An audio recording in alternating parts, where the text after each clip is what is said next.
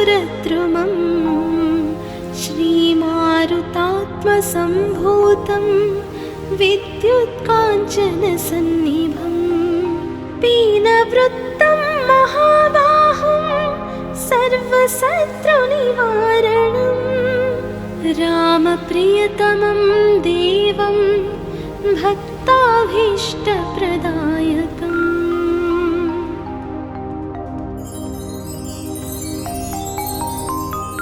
नानारत्नसमायुक्तं कुण्डलादिविराजितं द्वात्रिंशल्लक्षणोपीतं स्वर्णपीठविराजितं 63कोटिबीजसंयुक्तं द्वादशावर्तिप्रतिष्ठितं पद्मासनस्थितं देवं षट्कोणमण्डलमध्यगम्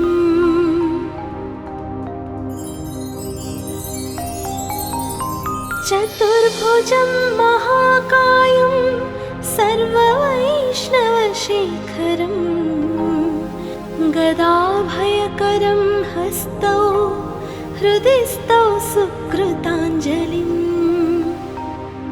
हंसमन्त्रप्रवक्तारं सर्वजीवनियामकं प्रभञ्जनशब्दवाच्येन सर्वदुर्मतभञ्जकम्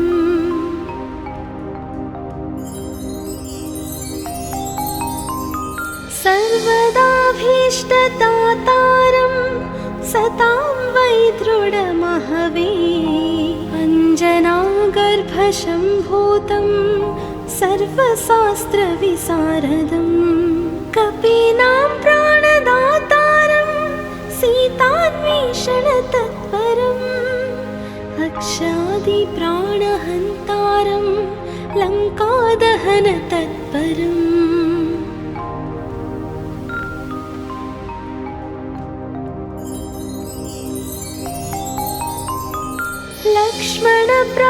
लक्ष्मणप्राणदातारं सर्ववानरयूतपं किङ्करा सर्वदेवाद्यः जानकीनाथस्य किङ्करं वासिनं चक्रतीर्थस्य दक्षिणस्थगिरौ सदा तुङ्गाम्बोधितरङ्गस्य वातेन परिशोभिते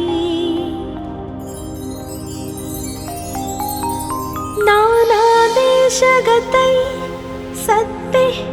सेव्यमानं नृपोत्तमैः धूपदीपादिनैवेद्यैः पञ्चकाद्यैश्च शक्तितः भजामि श्रीहनुमन्तं हेमकान्तिसमप्रभं व्यासतीर्थयतीन्द्रेण पूजितं च विधानतः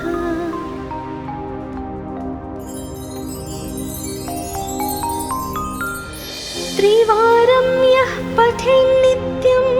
स्तोत्रं भक्त्या द्विजोत्तमः वाञ्छितं लभतेऽभीष्टं षण्मासाभ्यन्तरे खलु पुत्रार्थे लभते पुत्रं यशोर्थे लभते यशः विद्यार्थी लभते विद्यां धनार्थी लभते धनम्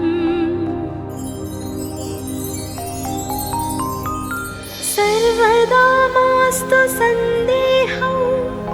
हरिः साक्षी जगत्पतिः यः करोति यत्र सन्देहं स याति नरकं ध्रुवम्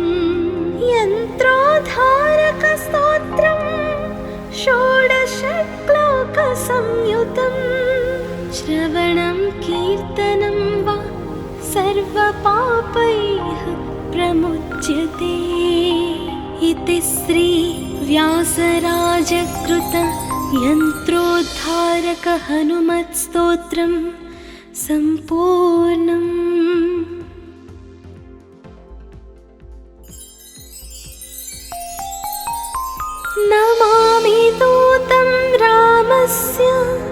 सुखदं च सुरद्रुमं श्रीमारुतात्मसम्भूतं विद्युत्काञ्चनसन्निभं पीनवृत्तं महाबाहुं सर्वशत्रुनिवारणं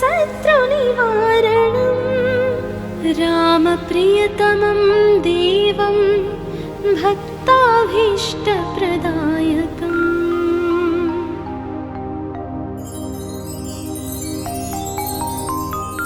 नानारत्नसमायुक्तं कुण्डलादिविराजितं द्वात्रिंशल्लक्षणोपीतं स्वर्णपीठविराजितं 30,000,000,बीजसंयुक्तं द्वादशावर्तिप्रतिष्ठितं पद्मासनस्थितं देवं षट्कोणमण्डलमध्यगम्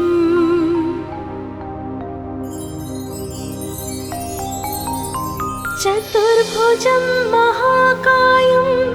सर्ववैष्णवशेखरं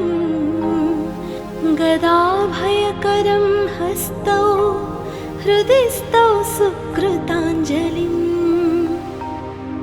हंसमन्त्रप्रवक्तारं सर्वजीवनियामकं प्रभञ्जनशब्दवाच्येन सर्वदुर्मतभञ्जकम्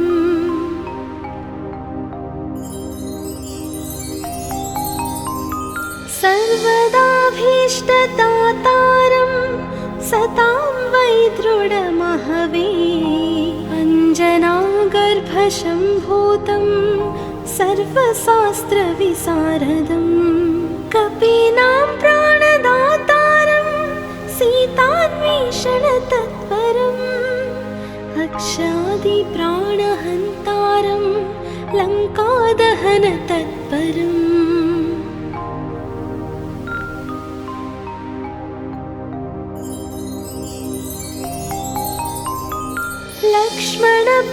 लक्ष्मणप्राणदातारं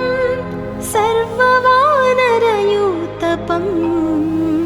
किङ्करा सर्वदेवत्याः जानकीनाथस्य किङ्करं वासिनं चक्रतीर्थस्य दक्षिणस्थगिरौ सदा तुङ्गाम्बोधितरङ्गस्य वातेन परिशोभिते नानादेशगतै सत्तिः सेव्यमानं नृपोत्तमैः धूपदीपादिनैवेद्यैः पञ्चकाद्यैश्च शक्तितः भजामि श्रीहनुमन्तं हेमकान्तिसमप्रभं व्यासतीर्थयतीन्द्रेण पूजितं च विधानतः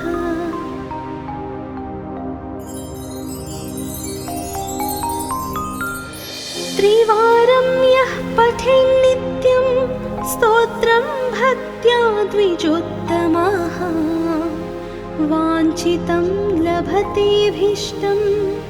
षण्मासाभ्यन्तरे खलु पुत्रार्थे लभते पुत्रं यशोर्थे लभते यशः विद्यार्थी लभते विद्यां धनार्थी लभते धनम् सर्वदा मास्तु सन्देहौ हरिः साक्षी जगत्पतिः यः करोति यत्र सन्देहं स याति नरकं ध्रुवम् यन्त्रोद्धारकस्तोत्रं षोडशश्लोकसंयुतं श्रवणं कीर्तनं वा सर्वपापैः प्रमुच्यते इति श्री व्यासराजकृत यन्त्रोद्धारक हनुमत्स्तोत्रं सम्पूर्णम्।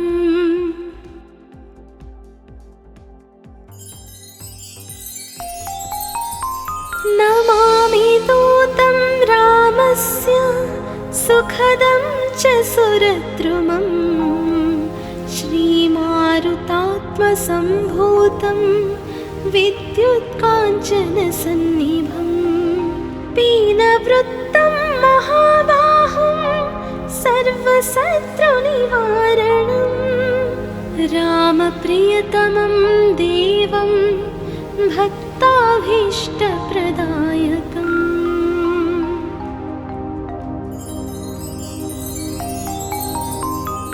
नानारत्नसमायुक्तं कुण्डलादिविराजितं द्वात्रिंशल्लक्षणोपीतं स्वर्णपीठविराजितं 63,000,000बीजसंयुक्तं द्वादशावर्तिप्रतिष्ठितं पद्मासनस्थितं देवं षट्कोणमण्डलमध्यगम्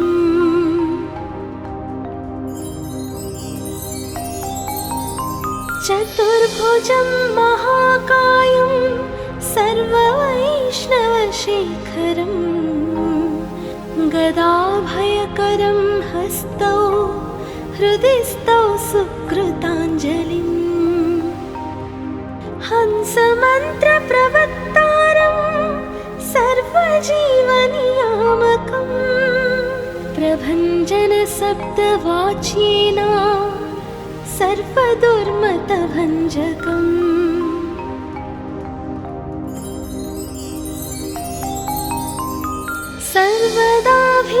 सर्वदाभीष्टदातारं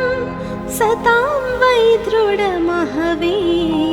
अञ्जनागर्भशम्भूतं सर्वशास्त्रविशारदं कपीनां प्राणदातारं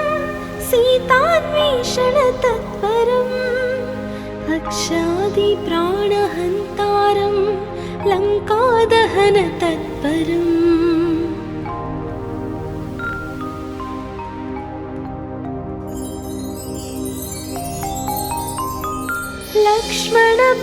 लक्ष्मणप्राणदातारं सर्ववानरयूतपं किङ्करा सर्वदेवात्याः जानकीनाथस्य किङ्करं वासिनं चक्रतीर्थस्य दक्षिणस्थगिरौ सदा तुङ्गाम्बोधितरङ्गस्य वातेन परिशोभिते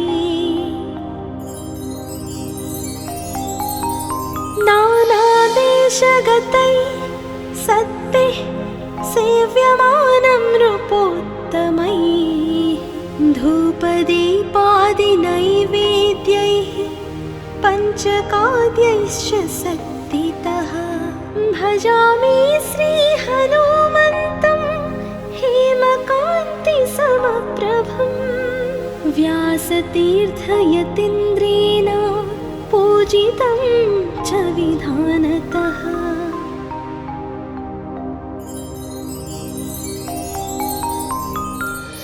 त्रिवारं यः पठेन्नित्यं स्तोत्रं भक्त्या द्विजोत्तमः वाञ्छितं लभतेऽभीष्टं षण्मासाभ्यन्तरे खलु पुत्रार्थे लभते पुत्रं यशोर्थे लभते यशः विद्यार्थी लभते विद्यां धनार्थी लभते धनम् सर्वदा मास्तु सन्देहौ हरिः साक्षी जगत्पतिः यः करोति यत्र सन्देहं स याति नरकं ध्रुवम् यन्त्रोद्धारकस्तोत्रं षोडशश्लोकसंयुतं श्रवणं कीर्तनं वा सर्वपापैः प्रमुच्यते इति श्री व्यासराजकृत यन्त्रोद्धारक हनुमत्स्तोत्रं सम्पूर्णम्।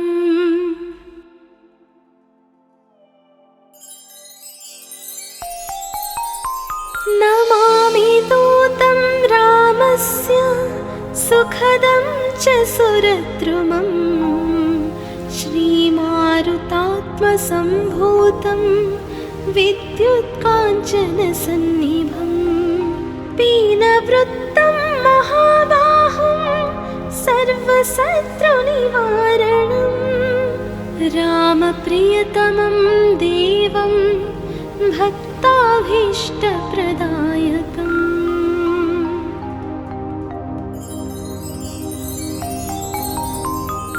नानारत्नसमायुक्तं कुण्डलादिविराजितं द्वात्रिंशल्लक्षणोपीतं स्वर्णपीठविराजितं 30,000,000,बीजसंयुक्तं द्वादशावर्तिप्रतिष्ठितं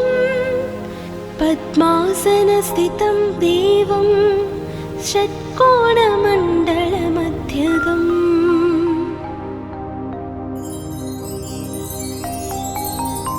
चतुर्भुजं महाकायं सर्ववैष्णवशेखरं गदाभयकरं हस्तौ हृदि स्तौ सुकृताञ्जलिं हंसमन्त्रप्रवक्तारं सर्वजीवनियामकं प्रभञ्जनशब्दवाच्येन सर्वदुर्मतभञ्जकम्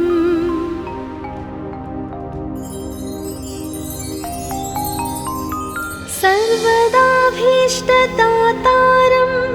सतां वै दृढमहवे अञ्जनागर्भसम्भूतं सर्वशास्त्रविशारदं कपीनां प्राणदातारं सीतान्वेषणतत्परम् अक्षादिप्राणहन्तारं लङ्कादहनतत्परम्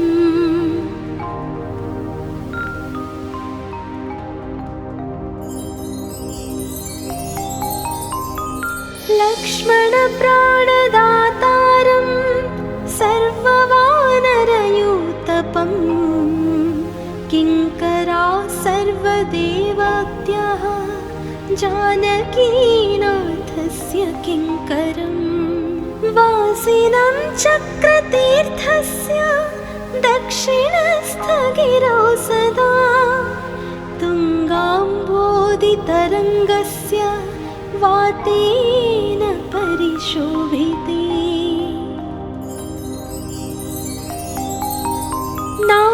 नानादेशगतैः सत्तैः सेव्यमानं नृपोत्तमैः धूपदीपादिनैवेद्यैः पञ्चकाद्यैश्च शक्तितः भजामि श्रीहनुमन्तं हेमकान्तिसमप्रभं व्यासतीर्थयतीन्द्रेण पूजितं च विधानतः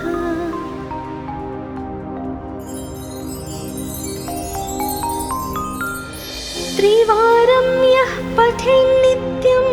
स्तोत्रं भक्त्या द्विजोत्तमः वाञ्छितं लभतेऽभीष्टं षण्मासाभ्यन्तरे खलु पुत्रार्थे लभते पुत्रं यशोर्थे लभते यशः विद्यार्थी लभते विद्यां धनार्थी लभते धनम् सर्वदा मास्तु सन्देहौ हरिः साक्षी जगत्पतिः यः करोति यत्र सन्देहं स याति नरकं ध्रुवम् यन्त्रोद्धारकस्तोत्रं षोडशश्लोकसंयुतं श्रवणं कीर्तनं वा सर्वपापैः प्रमुच्यते इति श्री व्यासराजकृत यन्त्रोद्धारक हनुमत्स्तोत्रं सम्पूर्णम्।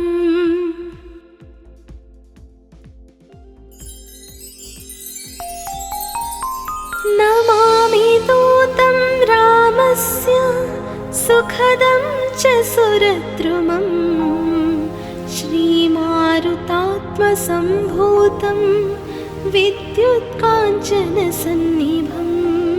पीनवृत्तं महाबाहुं सर्वशत्रुनिवारणं रामप्रियतमं देवं भक्ताभीष्टप्रदायकम्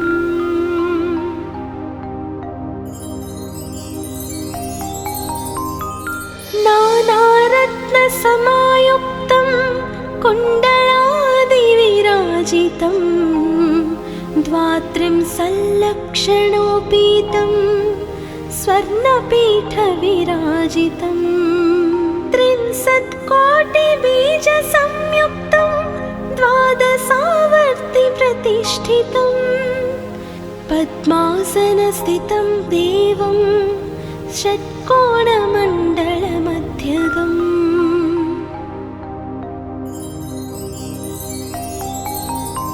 चतुर्भुजं महाकायं सर्ववैष्णवशेखरं गदाभयकरं हस्तौ हृदि स्तौ सुकृताञ्जलिं हंसमन्त्रप्रवक्तारं सर्वजीवनियामकं प्रभञ्जनशब्दवाच्येन सर्वदुर्मतभञ्जकम्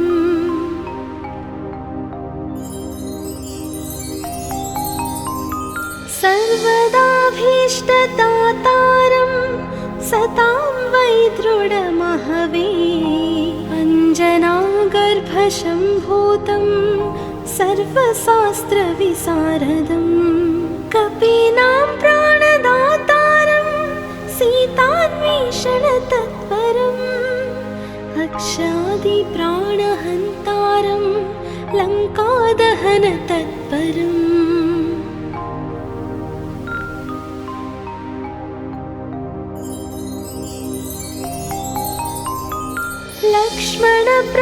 लक्ष्मणप्राणदातारं सर्ववानरयूतपं किङ्करा सर्वदेवत्याः जानकीनाथस्य किङ्करं वासिनं चक्रतीर्थस्य दक्षिणस्थगिरौ सदा तुङ्गाम्बोधितरङ्गस्य वातेन परिशोभिते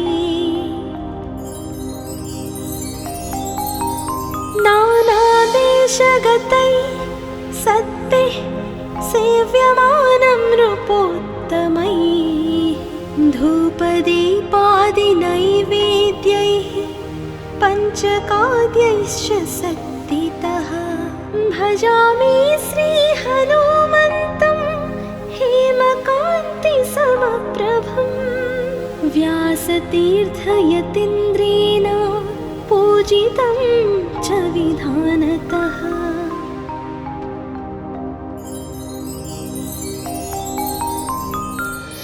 त्रिवारं यः पठेन्नित्यं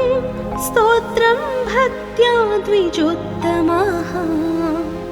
वाञ्छितं लभतेऽभीष्टं षण्मासाभ्यन्तरे खलु पुत्रार्थे लभते पुत्रं यशोर्थे लभते यशः विद्यार्थी लभते विद्यां धनार्थी लभते धनम् सर्वदा मास्तु सन्देहौ हरिः साक्षी जगत्पतिः यः करोति यत्र सन्देहं स याति नरकं ध्रुवम् यन्त्रोद्धारकस्तोत्रं षोडशश्लोकसंयुतं श्रवणं कीर्तनं वा सर्वपापैः प्रमुच्यते इति श्री व्यासराजकृत यन्त्रोद्धारक हनुमत्स्तोत्रं 《 सम्पूर्णम्।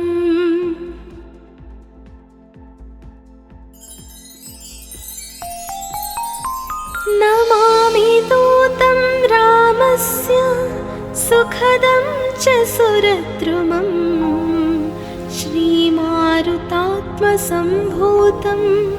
विद्युत्काञ्चनसन्निभं पीनवृत्तं महाबाहुं सर्वशत्रुनिवारणं रामप्रियतमं देवं भक्ताभीष्टप्रदायकम्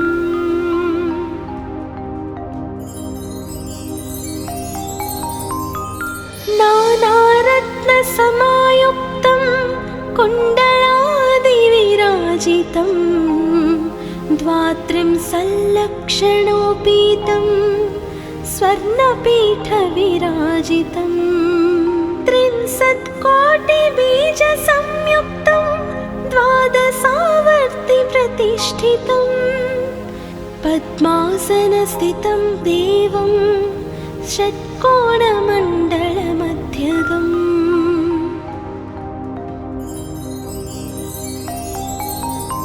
चतुर्भुजं महाकायं सर्ववैष्णवशेखरं गदाभयकरं हस्तौ हृदिस्थौ सुकृताञ्जलिं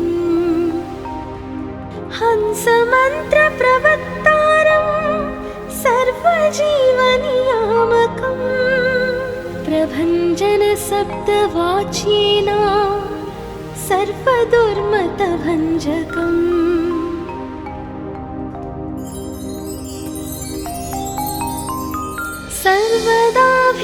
सर्वदाभीष्टदातारं सतां वै दृढमहवे अञ्जनागर्भशम्भूतं सर्वशास्त्रविशारदं कपीनां प्राणदातारं सीतान्वेषणतत्परम् अक्षादिप्राणहन्तारं लङ्कादहनतत्परम्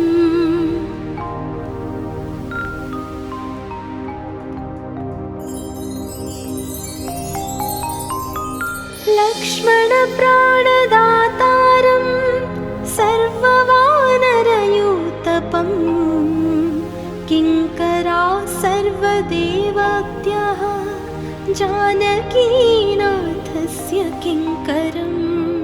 वासिनं चक्रतीर्थस्य दक्षिणस्थगिरौ सदा तुङ्गाम्बोधितरङ्गस्य वातेन परिशोभिते नानादेशगतैः सद्भिः सेव्यमानं नृपोत्तमैः धूपदीपादिनैवेद्यैः पञ्चकाद्यैश्च शक्तितः भजामि श्रीहनुमन्तं हेमकान्तिसमप्रभं व्यासतीर्थयतीन्द्रेण पूजितं च विधानतः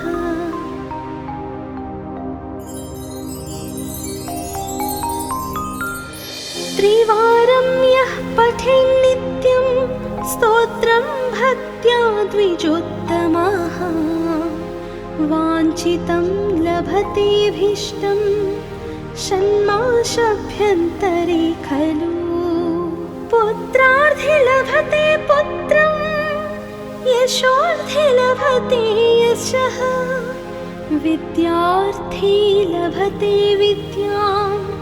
धनार्थी लभते धनम् सर्वदा मास्तु सन्देहौ हरिः साक्षी जगत्पतिः यः करोति यत्र सन्देहं स याति नरकं ध्रुवम् यन्त्रोद्धारकस्तोत्रं षोडशश्लोकसंयुतं श्रवणं कीर्तनं वा सर्वपापैः प्रमुच्यते इति श्री व्यासराजकृत यन्त्रोद्धारक हनुमत्स्तोत्रं सम्पूर्णम्।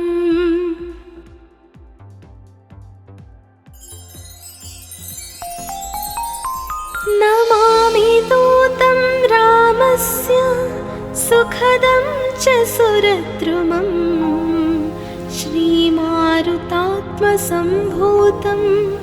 विद्युत्काञ्चनसन्निभं पीनवृत्तं महाबाहुं सर्वशत्रुनिवारणं रामप्रियतमं देवं भक्ताभीष्टप्रदायकम्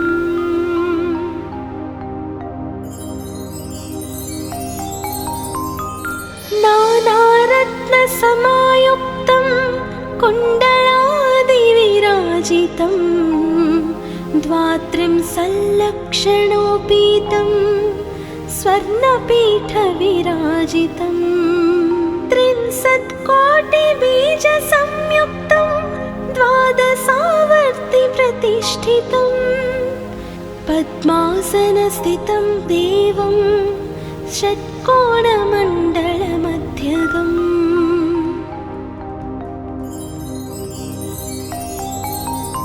चतुर्भुजं महाकायं सर्ववैष्णवशेखरं गदाभयकरं हस्तौ हृदिस्थौ सुकृताञ्जलिं हंसमन्त्रप्रवक्तारं सर्वजीवनियामकं प्रभञ्जनशब्दवाच्येन सर्वदुर्मतभञ्जकम्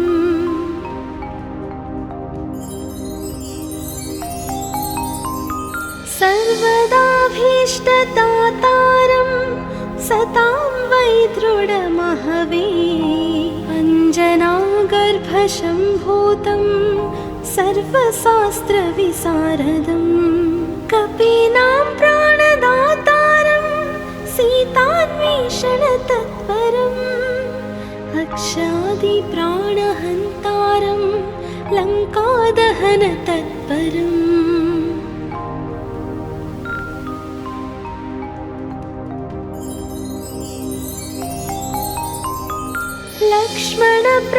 लक्ष्मणप्राणदातारं सर्ववानरयूतपं किङ्करा सर्वदेवत्याः जानकीनाथस्य किङ्करं वासिनं चक्रतीर्थस्य दक्षिणस्थगिरौ सदा तुङ्गाम्बोधितरङ्गस्य वातेन परिशोभिते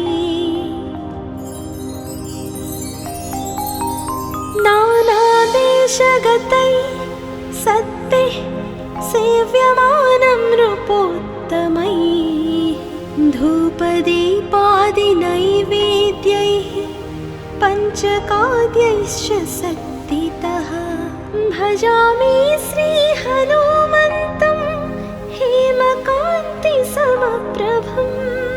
व्यासतीर्थयतीन्द्रेण पूजितं च विधानतः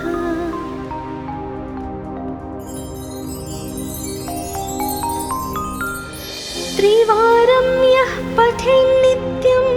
स्तोत्रं भक्त्या द्विजोत्तमः वाञ्छितं लभतेऽभीष्टं षण्मासाभ्यन्तरे खलु पुत्रार्थे लभते पुत्रं यशोर्थे लभते यशः विद्यार्थी लभते विद्यां धनार्थी लभते धनम् सर्वदा मास्तु सन्देहौ हरिः साक्षी जगत्पतिः यः करोति यत्र सन्देहं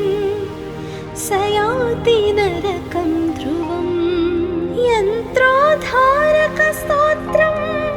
षोडशश्लोकसंयुतं श्रवणं कीर्तनं वा सर्वपापैः प्रमुच्यते इति श्री व्यासराजकृत यन्त्रोद्धारक हनुमत्स्तोत्रं सम्पूर्णम्।